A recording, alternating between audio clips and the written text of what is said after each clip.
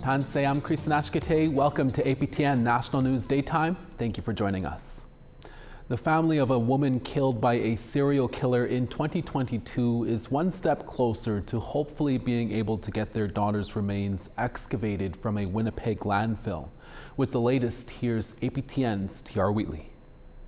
Manitoba Premier Wab Kinew told a room full of reporters the Brady Road landfill search for Ashley Shingus is expected to start in December, saying the process will resemble a search that was done this past year for two other women who were also killed by the same serial killer as Ashley.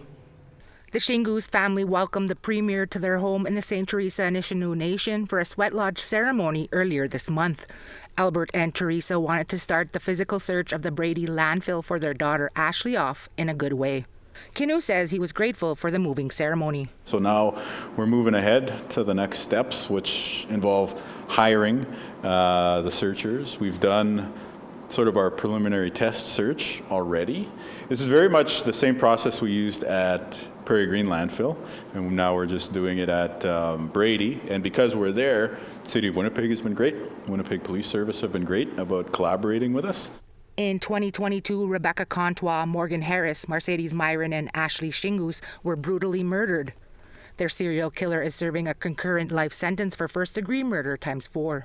Harris and Myron's remains ended up at a privately owned Prairie Green landfill. Last December, the province began searching, and after only 3 months, some remains from both were found. Shingus was killed a couple months before the others, and her remains ended up at Brady Road. She went unidentified for 3 years. Even during the trial, she was only known as Buffalo Woman. It was months after the killer went to prison that police went back to interview him, which gave the police more evidence to identify Shingus. Kinew says with the work at Prairie Green now completed, they have begun moving equipment to Brady landfill.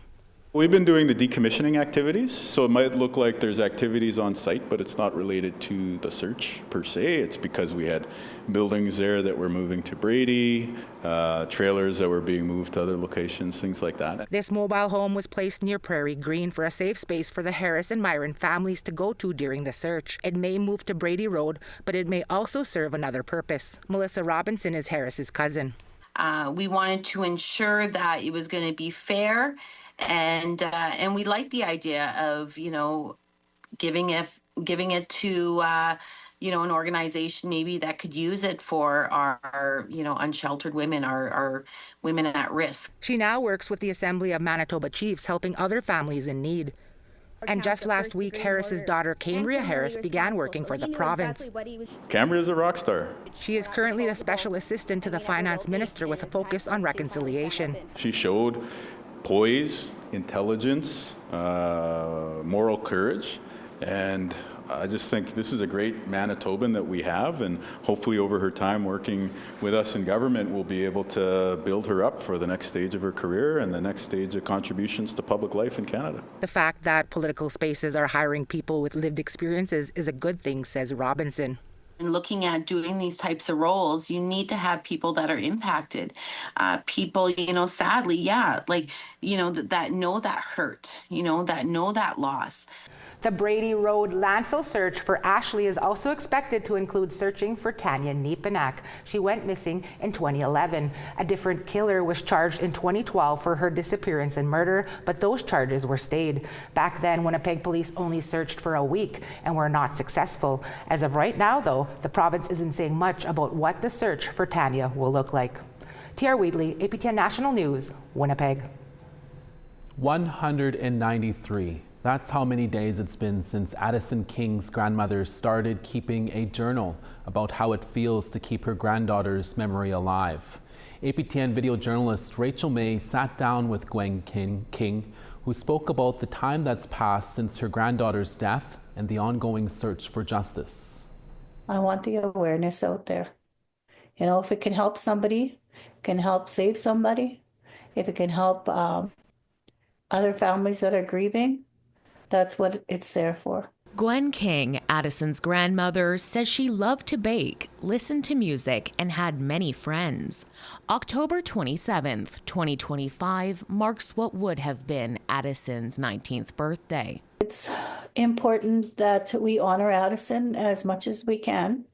And every day I do that because I think that awareness needs to be brought forward, even if it's sometimes triggering. On April 14th, 2025, Adyson said see you later to her grandparents before leaving her house in Meadow Lake, Saskatchewan, and heading to an outdoor party on the Flying Dust First Nation next door.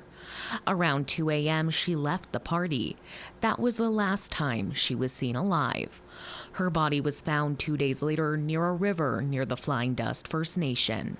Gwen says she began counting the days since Adyson's body was found as a way to keep track of her thoughts and hold on to her memory. So that's one of the reasons why I write every day, is just the awareness, thinking of all the other families that have went through the same thing we are going through. Today marks day 193 since starting Gwen's journal. Some days she shares her thoughts, other days details of the case, always ending with a call for justice while honoring Adyson's joy. But right now, I will continue to document every day. Continue to pray for our family. No arrests have been made in connection to Adyson's death. Earlier this year, Saskatchewan RCMP said evidence suggests her death was not criminal. Gwen says she has been disappointed with the RCMP from day one, saying they did not tape off the scene where she was found and have not properly investigated her death. I know people that have went in and talked with the RCMP and walked out upset because they don't want to hear it. They just don't want to hear anything in regards to Adyson. APTN reached out to the RCMP for comment, but had not received a response at the time of broadcast. Rachel May, APTN National News, Saskatoon. Allegations of sexual harassment against the CEO of an Inuit nonprofit organization in Winnipeg have sparked a new social media movement called #InuitMeToo.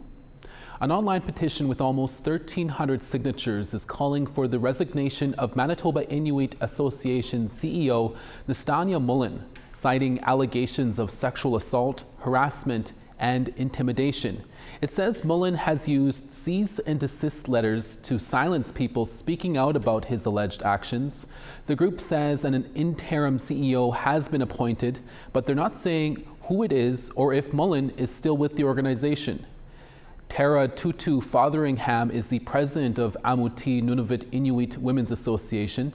She says many Inuit communities are small, so it can be difficult for women to feel safe sharing their experiences of sexual violence and harassment. She also says the #InuitMeToo movement shows how widespread the issue is. We've seen some people post on Facebook their own story, not related to this individual, but they're now coming out and they're actually identifying their own perpetrators. So we are definitely seeing that women are feeling much safer socially and publicly to say this as a way of just releasing the secret. And that's what we're hearing, that, you know, by keeping the secret for so long, it made them feel like they weren't heard and they weren't valued. A parliamentary committee continued its study of Indigenous policing and public safety this week. On Monday, the Standing Committee on Indigenous and Northern Affairs heard from Eskasoni First Nations Chief Leroy Denny. From 1994 to 2001, First Nations in Nova Scotia's Cape Breton area were served by their own tribal police force, but it was disbanded due to a lack of government funding. Since then, First Nations in Nova Scotia are now served solely by the RCMP. Last year in September, the people of Elsipogtog First Nation in New Brunswick called for the removal of the RCMP following the RCMP shooting death of Stephen Iggy Dedham. Chief Denny told the committee the current model is not working, noting a high turnover rate, and most Mounties are not equipped to work with Mi'kmaq communities. I feel that we need Mi'kmaq or Indigenous officers in our communities in order to operate our communities. There's too many issues that our people are facing. When we have different officers that they're on short time, it's affecting, they're not doing community policing. They're not culturally sensitive enough for them to do our own policing in our communities because we don't have Mi'kmaq speaking officers anymore. Chiefs and dignitaries gathered in North Battleford, Saskatchewan on Monday morning for a special groundbreaking ceremony for the future home of the Gold Eagle Casino.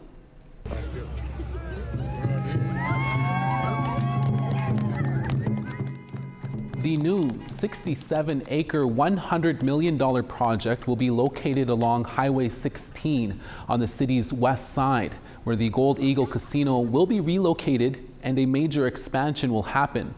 The Mosquito Grizzly Bears Head Lean-Man First Nation secured the land through its holdings and commercial development company. The new development will include a hotel, a convention center, and cultural gathering space. Organizers say the new casino will generate millions in annual tourism revenue to the city and attract more than 500,000 visitors to the city each year. There is also plans to build future developments on the site, including more commercial and community infrastructure. In a statement, Chief Tanya Aguilar-Antaman said, "With the full support of our elders, chiefs, and council, we are moving forward with purpose. This investment allows us to focus development in one area, making our efforts stronger, more efficient, and more impactful. It's a strategic decision that will benefit our members today and for generations to come." We're always looking for your feedback or story ideas. Here's how you can continue the conversation with us. If you have a story you want to share, send us an email to news@aptn.ca. And to read and watch our stories, you can go to www.aptnnews.ca.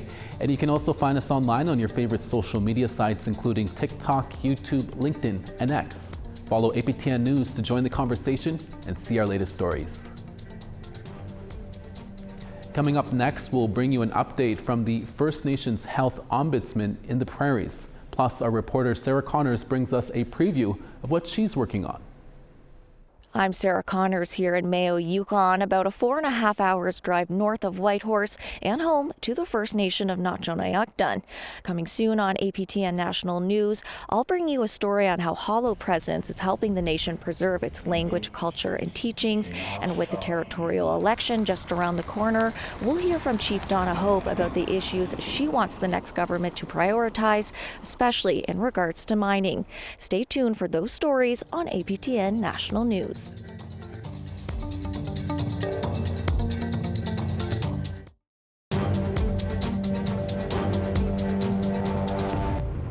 Welcome back. How First Nations people are treated in the healthcare system was in the spotlight on Monday, and as CTV's Keenan Sorokin tells us, a new report outlines 2 years of complaints, resolutions, and recommendations to improve the healthcare experience in Saskatchewan. The First Nations Health Ombudsperson is out with her inaugural report, aiming to shed a light and help end healthcare disparities facing First Nations people. We're here for you, and we're working hard to elevate your voices in those spaces that have been silenced for far too long. Diane Lafon's office has received roughly 500 complaints, a little more than 2 years after being created. And the data compiled shows a variety of complaints ranging from care treatment at emergency rooms or hospitals to pharmacies, ambulances, and long-term care homes. And the data is beginning to reveal hotspots that need a closer look. There's many First Nations around Shellbrook. They built that beautiful new hospital, yet people go there and the doors are closed. Lafon says First Nations people don't trust or maybe don't feel safe returning to a hospital or area where they were mistreated. Now they have a place that can work on their behalf to elevate a complaint. A trend Lafon's office is noticing is increased use of non-disclosure agreements, which can limit the scope of their investigations. It silences the victim. And I say victims because they are victims, are people who are being mistreated. Lafon says her office has established a working relationship with the Saskatchewan Health Authority, who has referred some cases to her. The plan is to work closer with the SHA in the coming years. But with anything, it takes time. We want to do it right, but we want inclusion. Lafond hopes this initial report will affect more change within the system and give her office a voice for future policy changes moving forward. Keenan Sorokin, CTV News, Saskatoon.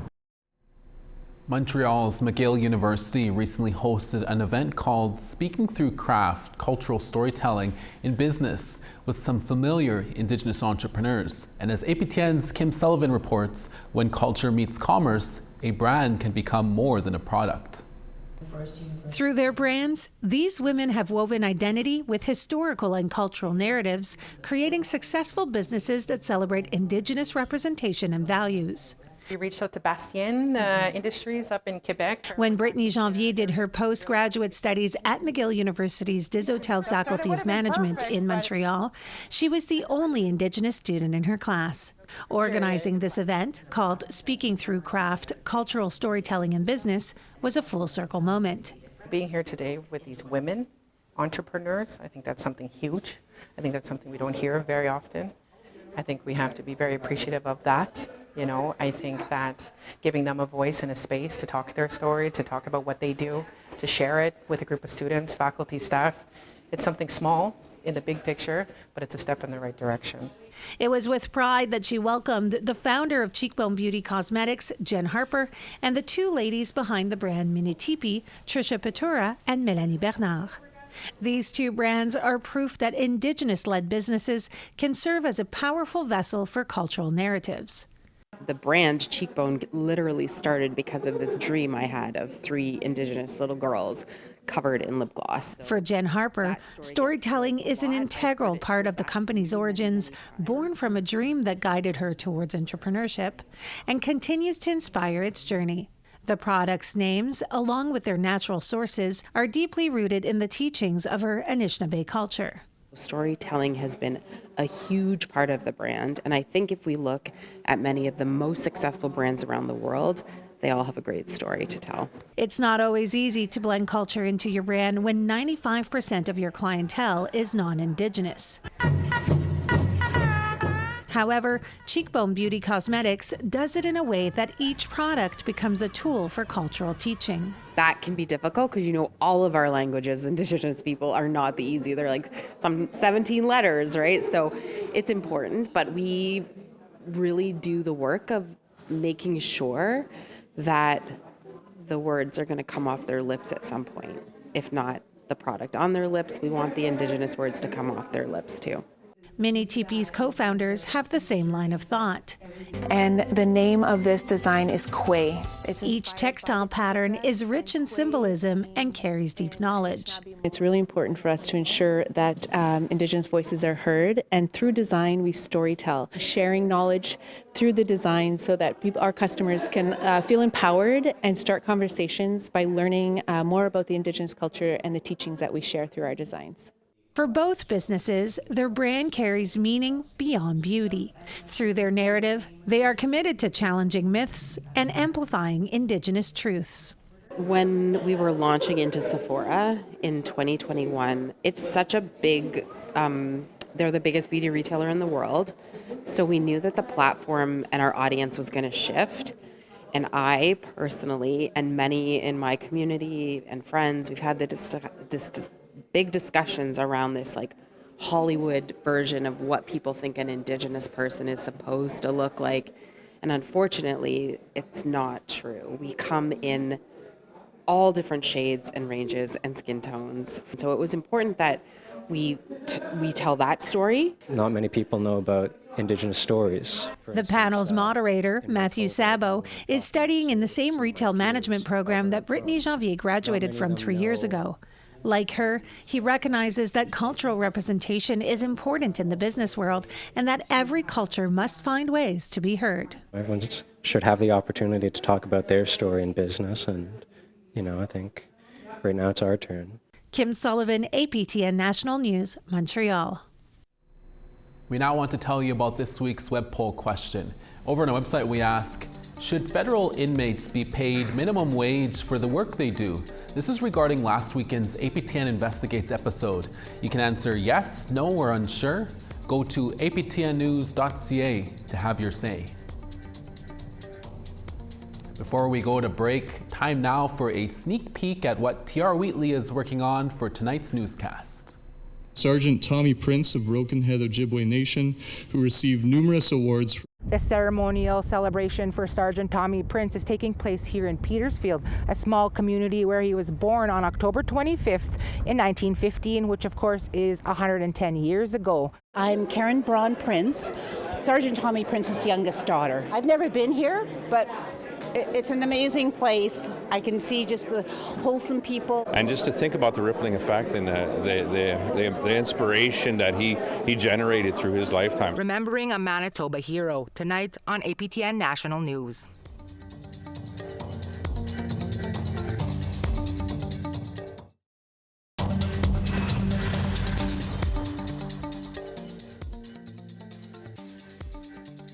Well, all in for staying with us. Rain in Charlottetown at 9.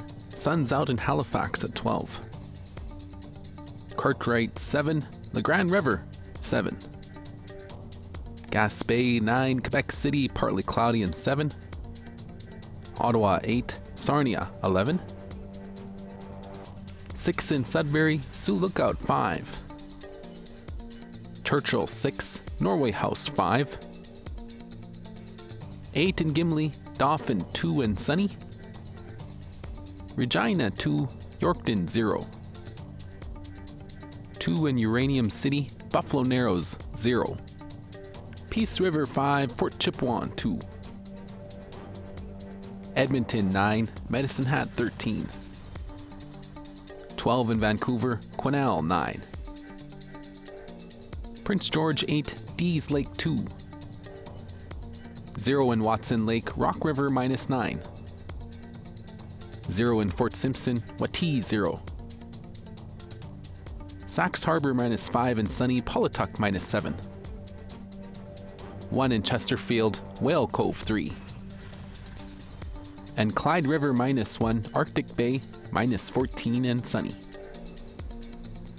Musician Francis Baptiste is very upfront about his struggles with addictions, divorce, and trying to make ends meet in one of the most expensive places to live in Canada.